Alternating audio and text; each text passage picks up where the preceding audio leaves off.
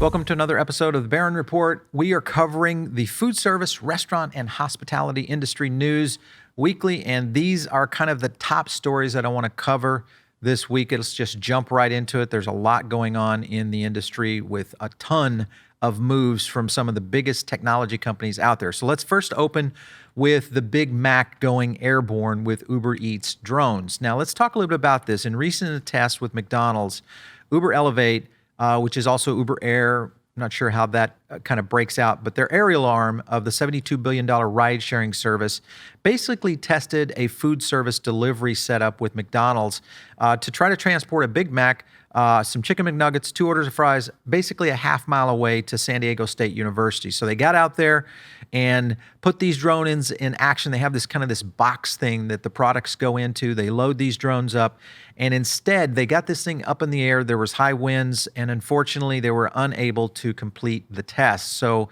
it basically hovered about 60 seconds or so, and then they descended the drone, and that was pretty much the end of it. While Uber Elevate has no immediate plans to do this, to deliver to your house, there are some safety and noise and pollution issues that I think they're going to be faced with. And they understand, I think, especially when you look at some of their executive team now, and we'll talk a little bit about that in a second. But instead, I think what they're going to do, and basically what they're telling us, is that they're going to fly the drones to a designated safe landing zones. Not sure what that means yet. This could be couriers, which will pick up the deliveries and bring them to your door. So if it's an urban center, which I'm not sure how that's going to work, my guessing is this is going to be in areas that are much more less dense and more wide, like a Los Angeles or San Diego, Dallas, where you have a lot of car traffic, a lot of open, not so many, super dense buildings. And that could be a factor, especially as it starts to develop. So the other option that they're talking about is landing these on the roof of a parked car with like a QR code. And that's something that I'm very interested in, because you have a drone pilot and an Uber driver now both involved in this. I don't know if this is necessarily going to save anybody money. The company is betting, though, that the consumers will demand drones for the time savings. Now, this will be a factor if people can actually say, hey, listen, I'm going to get a 21-minute delivery versus a 7-minute delivery from a McDonald's. That would be a factor, and especially in product quality. Because I think that's one thing that when you look at Uber and Grubhub and some of these third-party delivery, some of the biggest issues is the food quality when it does hit your door. So Uber Elevate is planning to unveil its own customized drone this year, reaching speeds of up to 70 miles an hour. They're also very bullish, I think, on vertical takeoff and vertical landing vehicles, which is this whole idea with Elevate, and basically helicopters that land on top of buildings and will shuttle you around. I'm not sure that's going to be happening because there's still a high cost. I think that might work in the dense cities. But back to the point of where they're getting into food delivery, and I'll talk about my takes on this in a second. But Kay Fraser, who is the head of policy at Uber Elevate, is an FAA veteran, and basically she believes that food delivery is in their future, and it's going to take about 3 years to get this done. So here's my take on whether or not this could happen. So Uber Eats continues to focus on food. I think that's very evident when you look at their recent IPO, a little bit lackluster. They're struggling. Obviously, it's a company that's never made money, and they are continuing to play onto the topic of the fact that food is potentially in their major part of their future.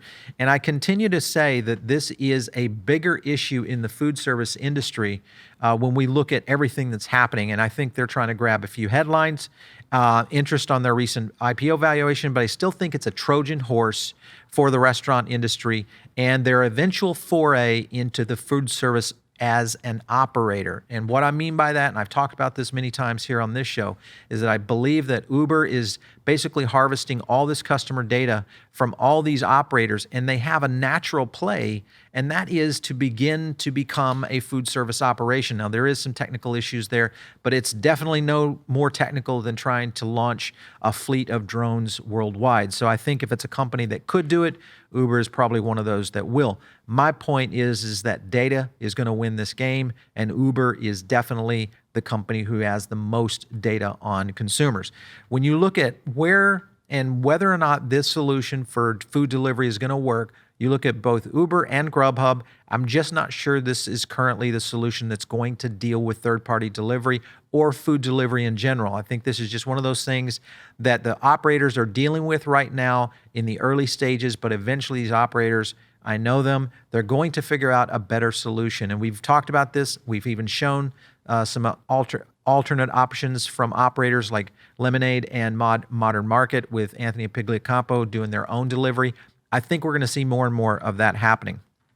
Let's move on to our next topic, and that is Amazon is basically calling it quits. And when I say calling it quits, meaning they're shutting down their food delivery system with restaurants. So in the face of heavy competition, again, we kind of carry on to our previous story.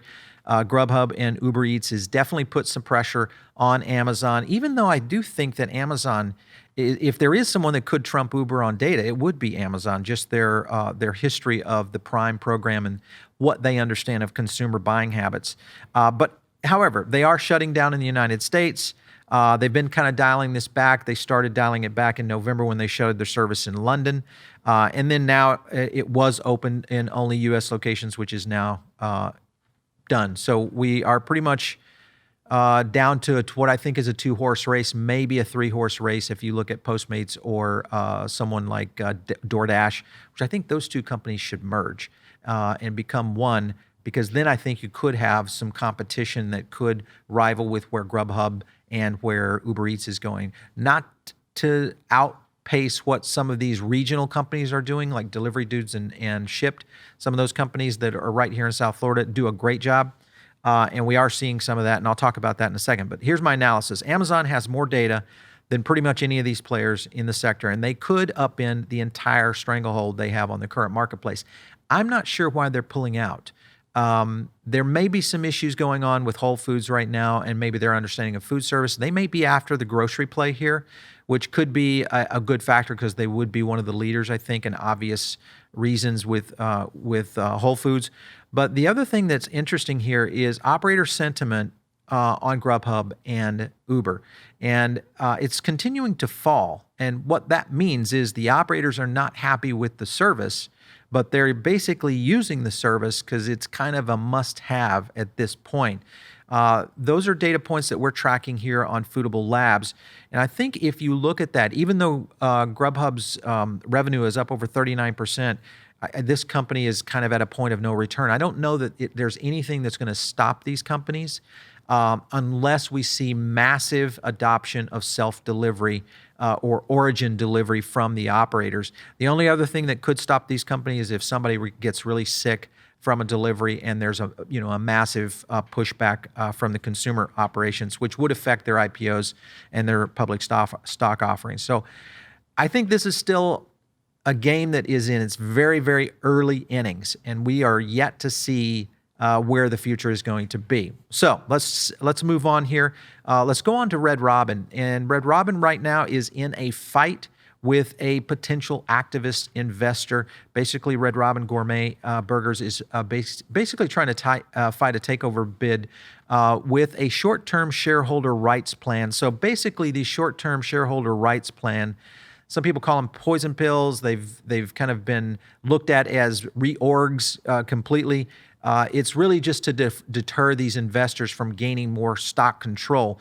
And when you look at the program that they're trying to revamp Red Robin on, I think it's a really struggling issue with Red Robin. They're having more problems than what I think most casual dining chains are dealing with versus some of the independent operators who are basically killing it.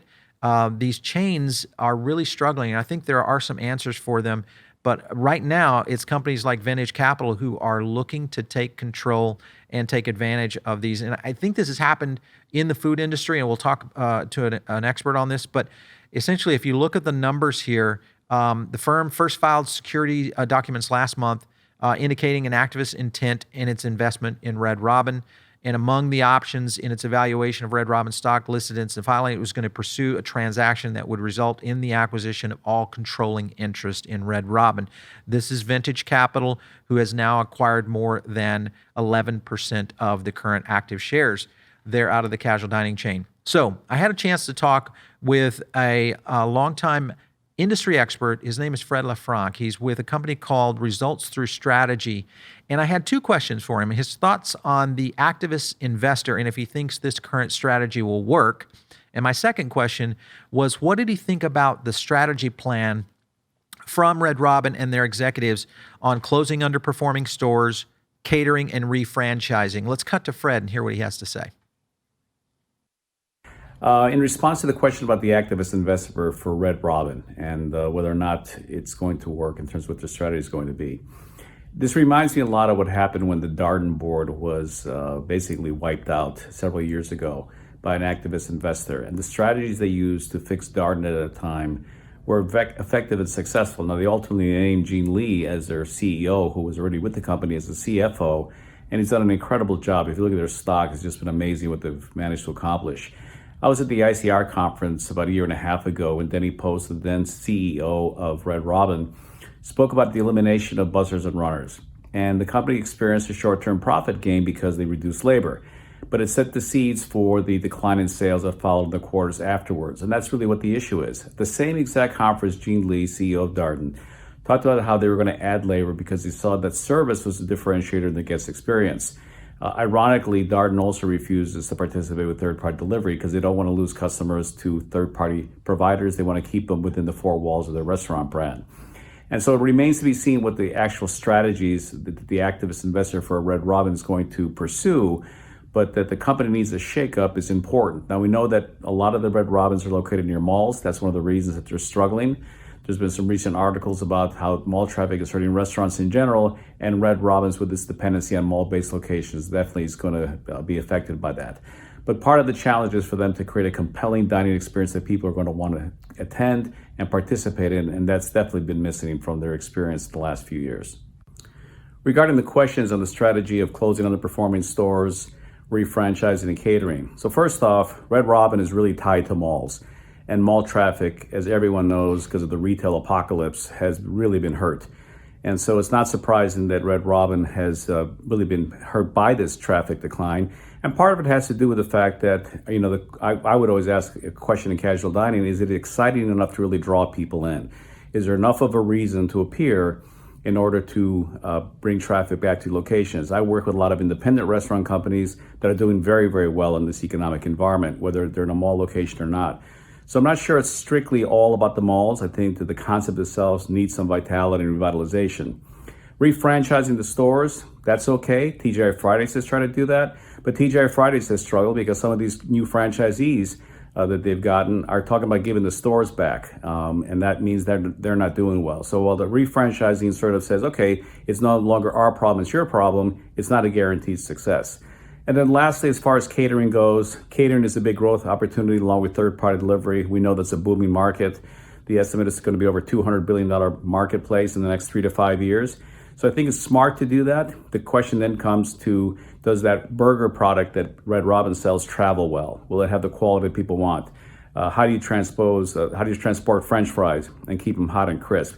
So there's some operational challenges that are there, but I think looking into alternative omni-channel sales channels is a smart thing to do. So the restaurant business historically has had, on-premise dining, takeout, and then of course QSR has brought in drive-through, and then you got third-party delivery and catering. So you got 5 sales channels that can exist in the restaurant operation based on what your concept is.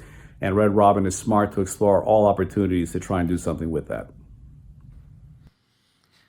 All right, so what you see here is, I think, a frantic operations team. They have to make a move now to really fight off what has been proven already with a company like Darden, which is completely revamped its entire approach toward food service, especially with Gene Lee, who, when you look at Gene Lee, I mean, he was a recent Gold Plate winner with IFMA, the International Food Service Manufacturers Association. This guy really took a Darden to a new height, and his strategy of exemplifying where you're looking at service and really ramping up that component and owning the customer. I think that's going to be a major factor for all of the companies that are out there in the casual dining space, and that is one where they have got to figure out a strategy to create a direct connection to those guests not only in their space, and as Fred mentioned, but also in outside their four walls. And I think that's going to take a digital play that's going to be very advanced. There will be a company that does this and is going to be successful with it, whether they go the virtual route, cloud delivery processes, revamp their digital strategies to deal with this. The vehicles are all there. The channels of connecting to the guests and the consumers are already in place when you look at social, especially in mobile, and the ability in terms of web technology today to track movements and understand. And I know there's a lot of privacy issues that we're dealing with today, but this is the time right now for a company to take the lead and really kind of excel. Can Red Robin do it? Don't know. The team will be against some pretty tall orders here, I think. But if they can get those things underway, they've got a chance to fight this off. However, Vintage Capital may come in and do a Darden program where they place in a strategic team, take out the board, and that could change things for the better as well for that brand. And at the end, it's really for the investors and the stakeholders.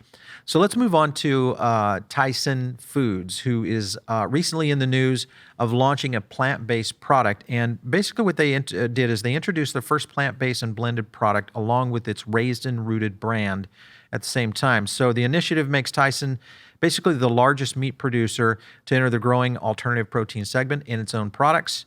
The Raised and Rooted is designed to meet the demand of plant-based alternative eaters, and the blended foods may be the option for consumers that are looking to kind of test into those areas. They have a couple of projects or products that are going to be launching. One is the nuggets, which are made from blended pea protein isolate and other ingredients in 5 grams of fiber, omega-3s, all that good stuff. But here's the interesting, the blended burger is made with Angus beef and pea protein isolate as well, has fewer calories and less saturated fat than plant-based burgers sold by other companies like an Impossible or a Beyond Meat. So if you look at both the nuggets and the plant-based blended product, this is going to be interesting because I think what we'll continue to see is movement here in plant-based initiatives. And of course, Tyson being pretty much one of the largest protein suppliers in the country, I think the movement will continue to push toward what is about a 94% of the consumer landscape that is meat eaters, and about 6% that are true vegans. So you're really going after it. And Beyond Meat has said this when you look at our podcast. If you haven't had a chance to check that out with Ethan Brown, go to iTunes or Spotify, check out the Barron Report and look at the Beyond Meat or listen to the Beyond Meat podcast, because we talk about this very specifically about what Beyond Meat is trying to do. And mainly what they're trying to do is grab occasions. And what that simply means is they're taking meat eaters and trying to grab those few occasions. So if Tyson's strategy here for a blended product can start to replace those occasions of that burger 3 times a week, or those tacos 3 times a week, or nachos with beef on them, those kind of things can really start to play into, I think, the overall strategy. And those are issues, I think, that will continue to put them at the forefront. Here's the thing. Tyson, it continues to plan the product under release of the Raised and Rooted program across the company's portfolio of brands. So we'll see this both in the food service operators as well as the retail aisles. So more retail operations have expressed interest with Tyson Foods and can bring this alternative really kind of to the forefront. The company's depth and breadth of experience in protein development, I think that's another big play that will help them in terms of manufacturing and distribution. Huge opportunity here from the looks of what's happening with Beyond Meat when you see Beyond Meat skyrocketing. So here's an interesting note from a couple of their executives. This was a quote from Noel White, who is the president and CEO of Tyson Foods. And he said, today's consumers are seeking more protein options, so we're creating new products for the growing number of people looking at flexible diets that include both meat and plant-based protein. But here was the point he made that I thought was really right on, and I think it does match with where the market is going, and that for us, it's about the and, not or. So they're looking at this as an add-on, not an or replacement thereof. So I think those are some big moves that could align Tyson directly into the crosshairs of what the consumers are looking to do. Another executive, Noel O'Mara, who is the marketing officer there at Tyson, basically these products are appealing to this cross-section of consumers who are enjoying both food from a variety of protein sources. And I think the Raised and Rooted program launch is going to be a pipeline of innovation. So that to me tells me that they have a plan to start with more products and more innovation in plant-based. So this is just a matter of going the distance. And if you're going to take on a company like Tyson, I think you've got to be ready for a true 15-round bout. So here's my take. And when you look at where the market is moving, Tyson, though it did have a stake in Beyond Meat, and they clearly were a potential leader in that, the new alternative product line, I think, going to have huge potential in retail penetration and food service penetration. But here's the key potential where this is going to be in the future, and I think this is a factor when you and there are some things that you could look to. If you look at where Beyond Meat's stock is and has been over the last few weeks, and where Tyson is, Tyson I think is just in the position of getting started. Beyond Meat is in their fanfare and kind of their honeymoon stage right now with the New York Stock Exchange. And we're also seeing analysts that are starting to dial back that prediction. You're also seeing a lot more competition start to hit the ground. And I think with Tyson, Impossible Foods could be making a play soon. There's a lot in the market that is really going to be a player here. So here, this gets back to my second point, and that is, if these companies are going to be successful, the way to get products like this into the hands of consumers is going to be done through trial, meaning people aren't going to walk through the aisles of retail unless there's a massive marketing campaign to drive you to purchase in retail. So where I think this is going to happen is in food service. Food service is going to be the essential brand ambassadors for these companies to help educate consumers on how plant-based products are, how well they taste, how great they are in terms of health benefits, and all the attributes that they can bring to basically a meal. And I think if you look at that, Tyson has an edge because they're already in so many food service operations today. And you compound that with their presence in retail and even in CPG, this is an interesting factor. I'm not sure that the impact on Beyond Meat, Impossible Foods, and even Memphis Meat isn't going to be one that is fairly heavy. We will, of course, take a look at how this plays out over the months to come, potentially the next year or so. The good thing is we're continuing to track these kind of topics on a week in, week out basis here. Foodable Labs is charged up looking at a lot of these kind of things right now, especially in the alternative proteins, because I think there's a major player, and food delivery. Those are the big hot topics currently in the food service market, and especially when it comes to operators like you and restaurant operators. So thanks again for listening in or watching if you're on YouTube to another Barron Report. We, of course, will bring you more coverage of the top news as much as and as quick as we can. If you haven't had a chance to subscribe, make sure and do so. You can, of course, just click it right here on YouTube. But you can also get our podcast shows. We have the Barron Report audio show, which is available on iTunes, Spotify, and all the places that you get your podcasts. Make sure and subscribe. Leave me a comment there. I love the feedback from our listeners. And it's a great way for me to learn really what you're looking for and where we might be able to do better in terms of education and awareness. Make sure to check out Foodable On Demand for more insights and industry research, and of course, original video content and podcasts right there on Foodable On Demand.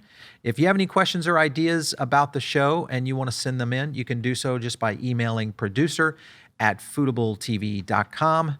Thanks for watching again on another Barron Report Live. We'll catch you soon.